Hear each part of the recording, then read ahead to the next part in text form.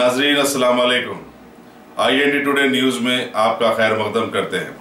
आइए देखते हैं ये तफसीलात। रियासत तेलंगाना के जहीराबाद मंडल की पुलिस ने शहर हैदराबाद की पुलिस के नक्शे कदम पर चलते हुए आज नज़्म ज़ब्त और अमन की बरकरारी के नाम पर जहीराबाद टाउन की कई कॉलोनियों और शांति नगर वगैरह इलाकों में आज सुबह कार्डन सर्च अंजाम दिया। DCP N Ravi, inspector Shri N Nagaraju, rural inspector Shri Krishna की सदारत में पुलिस के लोगों ने इलाके के हर घर पर जाकर आधार कार्ड और ID कार्ड्स वगैरह की चेकिंग की और बिना कागजात की 16 टू व्हीलर्स और 4 ऑटोस को अपने कब्जे में ले लिया।